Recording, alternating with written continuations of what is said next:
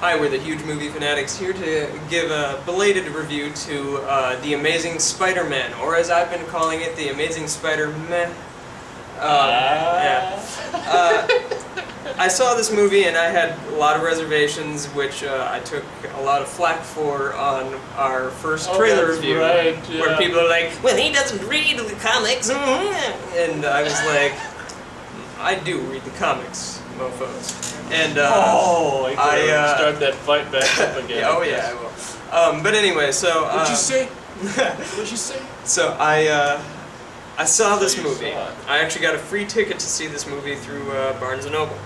Because if you've read one of the Spider-Man comics that loosely ties into the movie, attended like a little Q&A thing, you got a free ticket. So I didn't have to pay for this, which I guess was okay. I started going to a theater that cost less because if you saw other batch of reviews, I just got, in the beginning of the summer, I got so disenchanted with shit. I'm like, should I just stop going? And so my answer was finding a cheaper theater. Yeah, I guess there you go. Yeah. So yeah, I saw The Amazing Spider-Man, and like Batman 3 or Dark Knight Rises or whatever, there is some good stuff in here. I thought Andrew Garfield was fairly good choice as Peter Parker. I liked that he had a strong sense of humor, much like he did in the comic books. I really liked Gwen Stacy, played by Emma Stone. She was a really good choice. There's just something always lovable about her in pretty much any movie that she's in. So I like that. Mark Webb knows how to shoot romance and romantic comedy really, really well. And so that stuff within the movie worked really well. And the story was a deconstruction of Peter Parker, which was kind of neat. But here's the thing. It is almost an exact replica remake of the original Spider-Man, the 2002 Sam Raimi Spider-Man. So much so that I was like, well, at least it won't be an exact remake because you have the Lizard, because the Lizard is such a unique and interesting textured character in the comic books. He's a flawed man who doesn't know that he becomes the villain. He injects himself to regrow his arm, and he's trying to gain back the love of his son and wife who are estranged, and he accidentally attacks them, and he's very disturbed. He's so much like the Hulk, who's another really fascinating character that up until recently hadn't been done right, and I was like, sweet deal, we're gonna have this, it's gonna be awesome. None of that's in the movie. He's a mad scientist in the movie who injects himself. Boy, that sounds so familiar. That sort of sounds like, what's his name? Willem Dafoe in Spider-Man when he's like, back to formula? And then he takes the drink, he smashes the glass, he makes himself into the villain, and then he's like, back to formula! Back to formula! Well, you say that over and over? In the first movie, yeah. I don't remember. Back to formula. Yeah. Well, so then in this, it's the same thing. Does he say back to formula? No, he doesn't say back to formula, but he injects himself, he becomes the villain, he's knowingly doing what he's doing, and he's calculating in his villainy. What? You finally have an interesting, unique character from the comic books that you're going to play around with, and you make him do the exact same thing that they did in the first movie. And then you have another hour of sequence of Peter Parker learning to become Spider-Man. And it's like, oh god, we haven't seen that yet. I've seen this movie. Then you have the ending resolution, which I can't even remember what it is. The ending resolution is, I love you, but we can't be together because my enemies will know who you are and find you, so we can't ever be. Which is freaking the same ending of the first movie. What? Are you serious? I paid for the movie again. Well, I didn't. I got to see the movie again for free. Except they switched the light on to light off for the movie. That was the difference. It was a nighttime movie, not a daytime movie. Oh, light on to light off. That was the difference. And how did you feel about that? The characterization of Gwen Stacy, I was like, okay, Mary Jane in the first set of movies was not the character of Mary Jane from the comic books. She was the character of Gwen Stacy from the comic books. She just had the name Mary Jane and the look Mary Jane. So when they were doing Gwen Stacy for this, I was like, oh well, I bet they'll do the switch. They'll have her be very Mary much Jane. like the Mary Jane character, a lot more fun and spunky. And Did they? no, she was the Gwen Stacy Oh, character that makes again. So sense. then I was like, so we have the same character dynamic again. It's not Even anything though it's the same. different at all. And so I was like, I don't understand the two Okay. different girls. Is it from one comic series? The no, different girl? Why is it? Is he a player? Yeah, he's kind of a player. He Oh. dated both at the same time. Play out? Okay. Until So what about- spoiler alert? But anyway, Tell us, spoiler alert, what? until she dies in the comic books, and he. So, he what do you ends up feel dating. about, like, no, should they have had both of them in the movie? I'm hoping that they do that in the next one. That next one. They're definitely going to be in the next one. And this one, you know what? I'll see the next Maybe they'll one for reboot sure. it And again. in all honesty, like I'm giving this movie a lot of problems, but I'm giving it problems that I've seen the movie before, and the other movie I saw was better. But the fact is, the other movie was very good. So they're copying that. They're using that as the same template for this.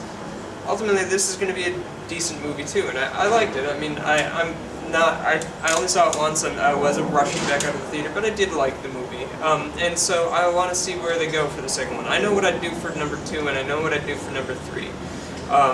And so let's see if they start doing it. I want to see the interplay between Mary Jane and Gwen in number 2. I want to see, they already did what I wanted them to see them do in number 1, which was kill Stacy's father. That's a pivotal thing in the comic books. They did it so beautifully in this. That was some of the best stuff in the movie, was where he shows up and he's just as heroic as Spider-Man at the end. I liked that a lot. But the other thing I didn't like about the movie was the music. Like James Horner, Oh, yeah, amazing that's right, composer. right. He does my favorite Star Trek theme from any of the Star Trek movies. He did the score for Wrath of Khan, Well, back in the day, James Horner was great. And Aliens, Titanic, Rocketeer is probably Rocketeer. Oh yeah, God, one and of my favorite James Horner. even Avatar. I thought he did a really good job. And in this, it seemed so uninspired. Well, I didn't even know there it was wasn't James even Horner. heroic I about thought it. it was like a generic summer blockbuster score until there was like in the movie halfway, maybe there was like a horn, a James Horner horn, something like Yeah. and I'm like, wow, that sounds exactly like James Yeah, Horner. exactly. But I wonder who's using was his- it the scene where he's Probably because slinging the webs? a lot of Rocketeer, he does the same thing a lot in Rocketeer, where it's almost like the exact same Yeah. taken from it. I don't know exactly how to, but it was a James Horner horn, Rocketeer. He Yeah. did it in Search for Spock, Search for Spock. And I'm like, wow, someone's ripping off James Horner. Yeah. And then they did it again in the movie or something. And I'm like, wait a second, is this James Horner paid to be bad? Yeah, and they tried to do the thing the Marvel movies do. They always at the end of every Marvel movie they give you a little glimpse of what's coming next, kind of thing. And they tried to do that in this, and it flunked. What did they do? I forgot. did you stay through the end Oh, credits? not the no. No way. The lizard is in a, I guess to assume a prison cell, and he's sitting there looking all sad and depressed. Damn it. And then a man comes out of the darkness. You don't know who this man is. They don't say who it is. And he's just like, does the boy know what really happened to his parents?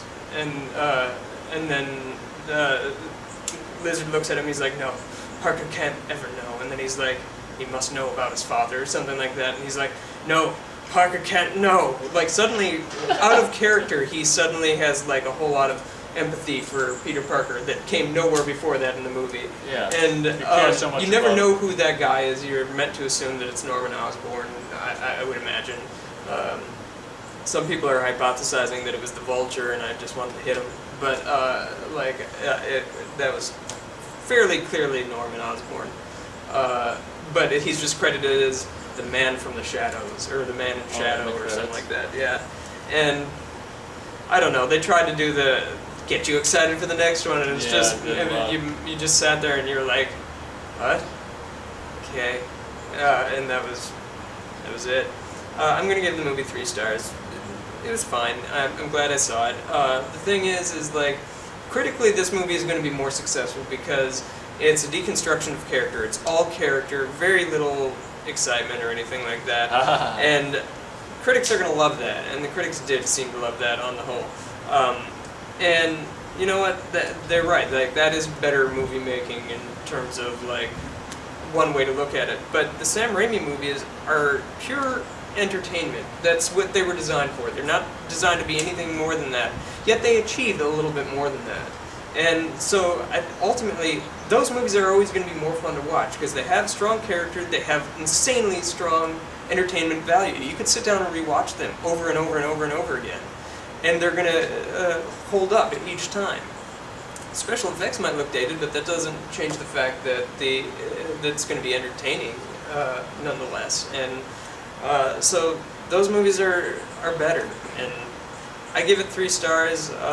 It's a far cry from what came before, but you know, it set up the dominoes. I hope this does a Batman Begins thing, where it sets up the dominoes for a really good number 2 and a lackluster 3. Not only Batman Begins thing, but Spider-Man original trilogy thing. Yeah. Yeah, 1.5 stars. I was completely, I mean, the beginning with the young kid, I felt like, oh god, this is just. I was just like, why am I keep going to movies? Because it felt like we were talking about before on some other review, something being on the page and putting it onto the screen with absolutely it was like, okay, this is what we got to do. We got to show the young kid doing this. He goes into it's just, oh my god. I don't think I've actually ever seen Andrew Garfield in anything before, and he's very likable as a performer, and that was for me the best thing about the movie. And actually, my favorite, I think, Spider-Man scene was the one that's, the knife. I thought that was, and I wish it would have been, because it was such a small scene. It was small, it was funny, and like he gets attacked by another guy, and he's like, and like right when he like lunges at him, like that was funny. I mean, I can't remember much about it, but I remember really liking that, probably that being my favorite Spider-Man scene in the movie, because I liked the smallness of it. And I also know, enough to know about the character to know that the fun, the jokes and stuff. And I thought Andrew Garfield was a perfect character for the jokes. Yeah. And I really liked actually that scene. But I want to say that he does such a good New York accent. He's a British actor. Oh, like right? Isn't that shocking? Like he totally shit. Sells that he's a New Yorker. Like a scrawny boy from Queens. And I was like, man, this dude is great. He's a great actor. And it's funny that now most of the superheroes that we have are played by British actors. Like Christian Bale's British too, and he's our Batman. One thing I thought of, not that we need another, sure as hell don't need another remake of Psycho, but one thing I was thinking when I was sitting there watching, because that was my first time I ever saw Andrew Garfield, I'm like, there were certain shots, like profile shots, I'm just like, he's Norman Bates, man. Yeah, much better than what's his name? Vince Vaughn. Vince Vaughn. I mean, he just he'd be such a perfect Norman Bates. Not that I say it like, remaking Psycho is pointless again, but in a way, it might be even worth it to see him as Norman Bates. That would be so cool. He's just a captivating young actor, and I want to see I'll see pretty much anything he's in, because he's gotten to that point where there's something so likable about him that I want to see what he does, even in the smallest kind of roles. Yeah, so for me, it was just, like I say, Hollywood fluff crap, studio controlled, whatever. And I don't know the comics enough to make comparisons like of anything like that or whatever. I was disappointed, actually how Gwen Stacy's portrayal kind of like in the first, especially the first Spider-Man. I mean, Kristen Dunst, it's in the rain. She's like, bouncing around and stuff, and it's like Gwen's like always got these tank top, like turtlenecks all the way up to her, and I'm that's like her character. She's supposed to be very conservative, kind of. Well, then I guess they're fine. But I was just so used to like the great Kristen. How do you supposed to say her name? Kirsten Dunst. Yeah. And especially the first one in the rain, and it's just like I'm a guy, so whatever. But yeah, but like if that's the character, then I guess fine, whatever. So 1.5, I didn't think it was much. So there, Andrew Garfield is the best thing about the movie. And like I say, that small scene was probably my favorite Spider-Man scene. So thanks a lot, Nina. Yeah. Thanks a lot for watching. Have a good one.